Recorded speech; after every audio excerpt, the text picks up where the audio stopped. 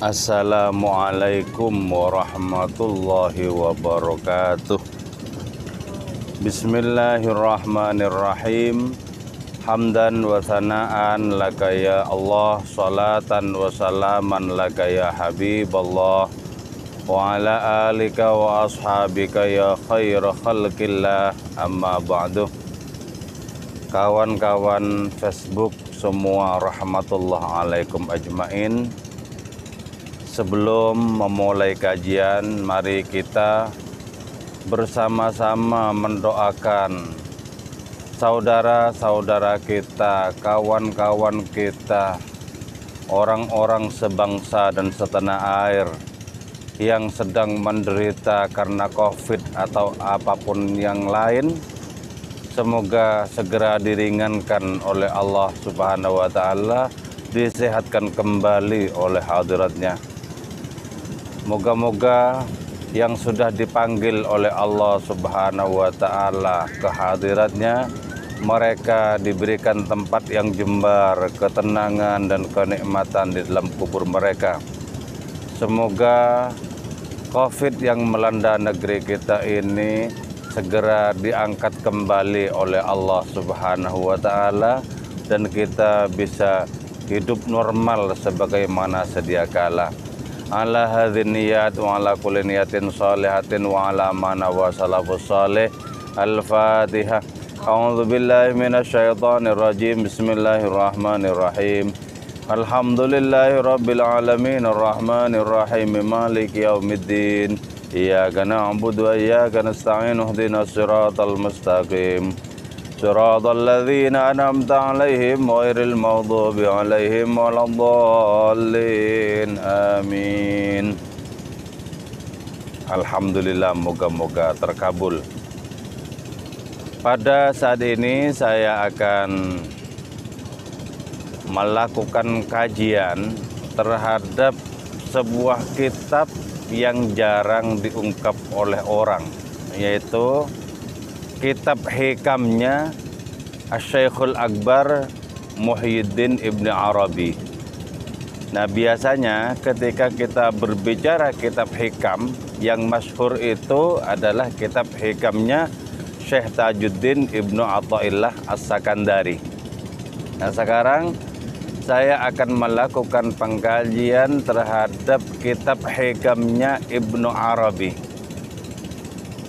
Nah, moga-moga kajian ini bermanfaat untuk kita semua dan menjadi sarana barokah untuk kita semua, juga untuk anak cucu kita semua. Amin ya mujibas sailin. Qala al-musannifu rahimahullahu ta'ala wa nafa'ana bi'ulumihi wa amadana bi asrarihi wa afadha alaina min barakatihi wa bikum amin. Bismillahirrahmanirrahim. Tajallal haqqu li kulli fardin min afradil mawjudat bima yaliku bihi min sirrit tajalliyat. Oke, makalah ini mengungkapkan bahwa sesungguhnya Allah Subhanahu wa Ta'ala itu bertajalli pada setiap partikel yang ada, pada setiap ciptaan, pada seluruh makhluknya.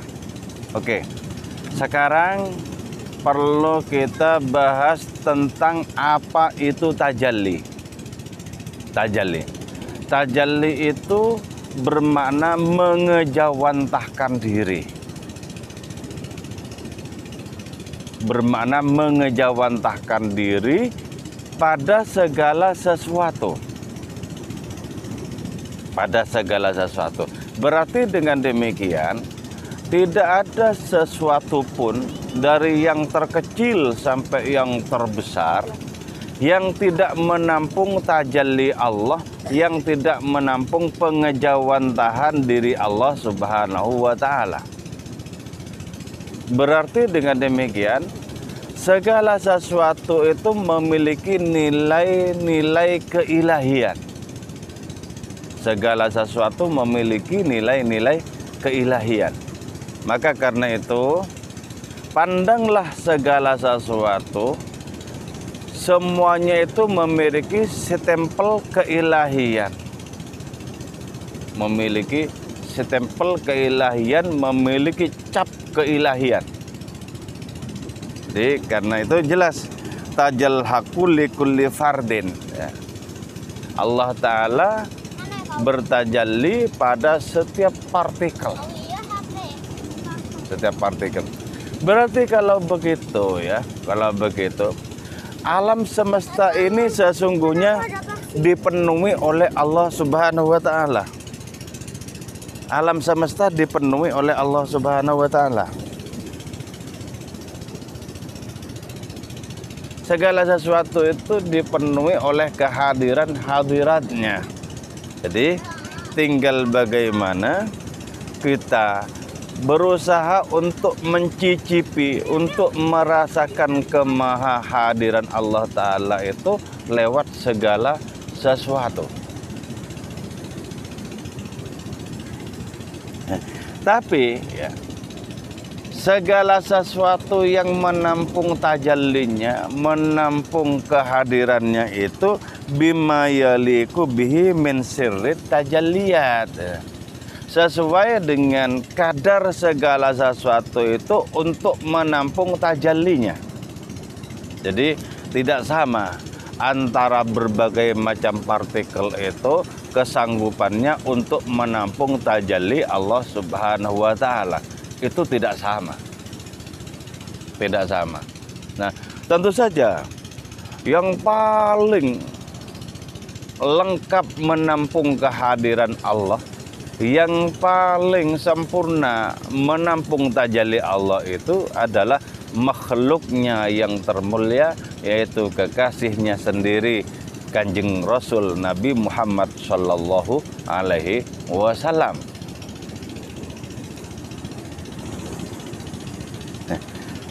Kenapa segala sesuatu kok disebut menampung kehadiran Allah Subhanahu wa Ta'ala? Sebab ya, falaula sarayanul wujud al-haq wa tajalli fil mawjudat maka nil alam wala li syai'in minal asya' wujudun wa zuhurun. Sebab andaikan tidak karena tajalli Allah Subhanahu wa Ta'ala pada segala sesuatu itu, tentu saja alam ini tidak ada, semesta ini tidak ada. Jadi keberadaan alam semesta ini semata karena ditopang oleh kehadiran Allah Ta'ala di seluruh anasir alam raya itu. Karena ditopang. Bagaimana mungkin bisa wujud kalau tidak ditopang oleh hadiratnya? Wong seluruh partikel yang ada ini sesungguhnya tidak memiliki wujud sendiri. Tidak memiliki wujud sendiri. Termasuk juga diri kita manusia itu tidak memiliki wujud sendiri. Maka pandanglah wujud diri kita sepenuh-penuhnya di backup oleh wujud Allah. Sepenuh-penuhnya di backup oleh wujud Allah. Pandanglah segala sesuatu itu juga menjadi wujud semata karena di backup oleh wujud Allah.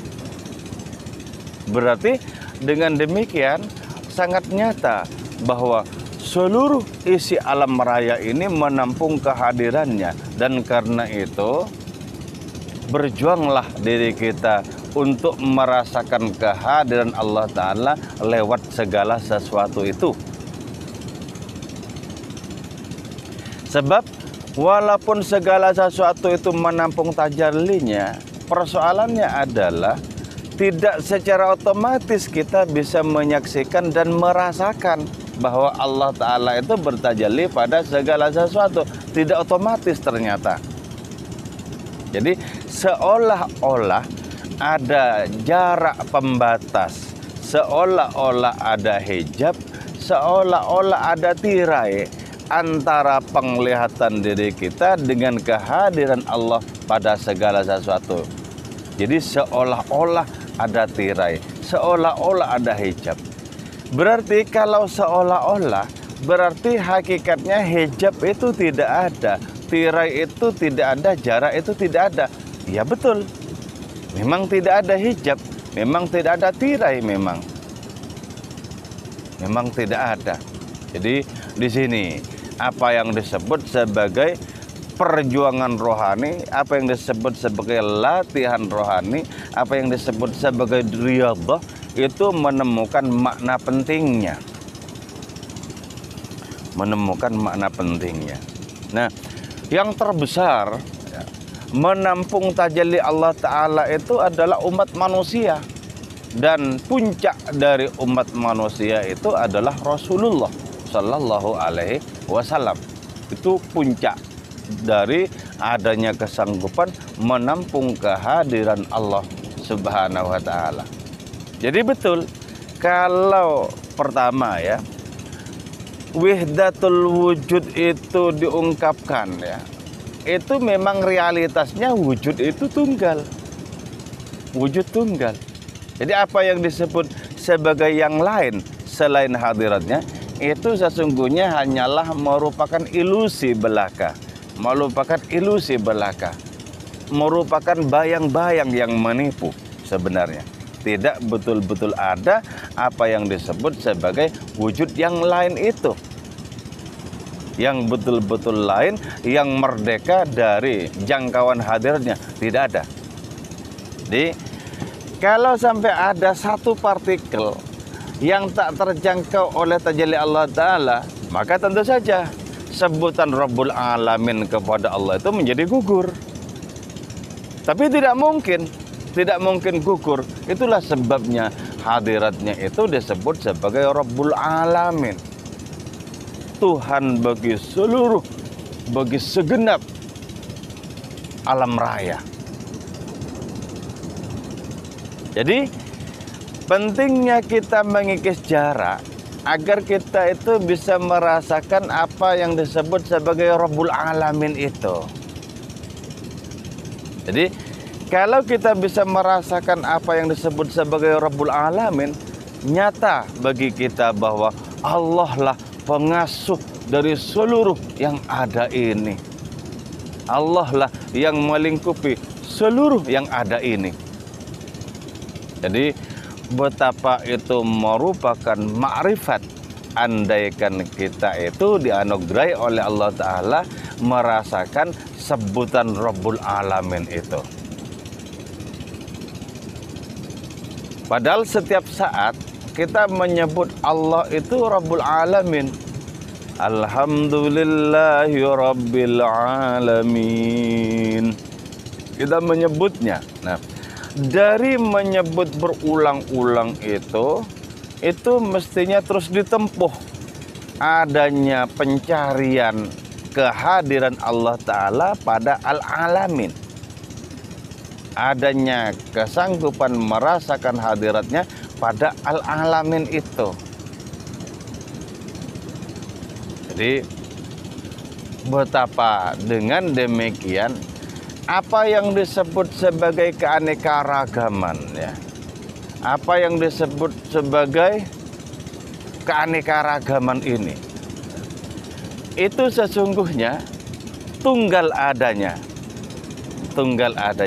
Kalau kita menyaksikan genggaman tangan yang tunggal terhadap Al-Alamin itu.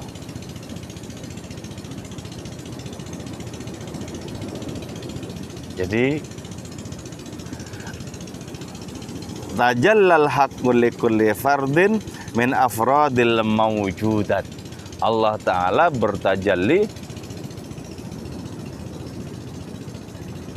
Allah Ta'ala bertajalli pada segala sesuatu yang ada.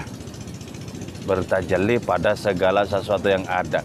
Tinggal bagaimana kita memproses hati kita agar bisa merasakan tajalli Allah pada segala sesuatu itu. Dengan demikian kita akan merasakan betapa Allah lah yang terdekat dengan diri kita, melebihi kedekatan apapun terhadap diri kita. Bahkan Allah Ta'ala lebih dekat kepada diri kita dibandingkan dekatnya samudra dengan gelombangnya itu. Oke ya, moga-moga perjumpaan kita yang sejenak seperti ini bermanfaat dan barokah untuk diri kita. Insya Allah ke depan saya akan terus mengkaji kitab hikamnya Ibnu Arabi. Ini makalah yang pertama dari kitab hikamnya Ibnu Arabi. Oke. Wal afwa minkum. Wassalamualaikum warahmatullahi wabarakatuh.